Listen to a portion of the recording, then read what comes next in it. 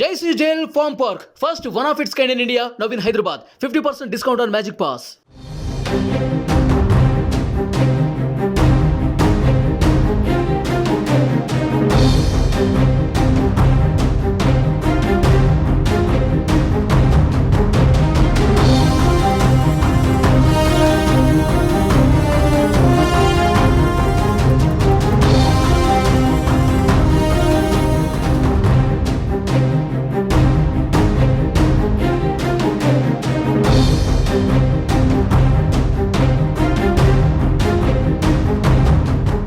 MLC Kalvakuntla Kavitha మధ్యంతర bail పిటిషన్పై తీర్పు వెలువడింది. తనకు మధ్యంతర బెయిల్ ఇవ్వాలన్న కవిత పిటిషన్ విచారణ చేసిన ఢిల్లీ రౌస్ అవెన్యూ కోర్టు వాదనలు విని తీర్పును రిజర్వ్ చేసిన Delhi rows avenue court bail నిరాకరిస్తూ నేడు తీర్పు చెప్పింది.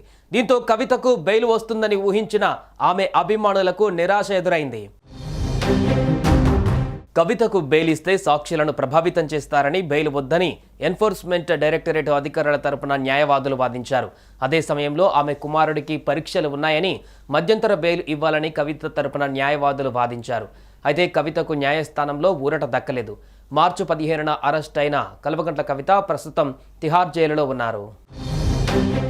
ఇప్పటికే అప్రూవర్గా మారిన కొందరిని కవిత బెదిరించారని, అందుకు ఆధారాలు ఉన్నాయని కవిత మధ్యంతర బెయిల్ పిటిషన్ కొట్టివేయాలని కోర్టును ఈడీ కోరింది.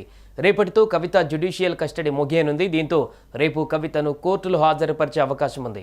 ఇక కవిత జ్యుడిషియల్ కస్టడీ పొడిగించే అవకాశం కనిపిస్తోంది. కవిత జ్యుడిషియల్ కస్టడీ ముగియడం, లిక్కర్ కేసులో కవితను సిబిఐ విచారణకు అనుమతించడంపై రేపు రౌస్ అవెన్యూ కోర్టు విచారణ జరపనుంది.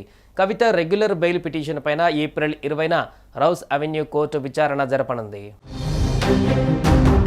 సుమన్ టీవీలో మీ పర్సనల్ అండ్ బిజినెస్ ప్రమోషన్స్ కోసం కింది నెంబర్కి కాంటాక్ట్ చేయండి.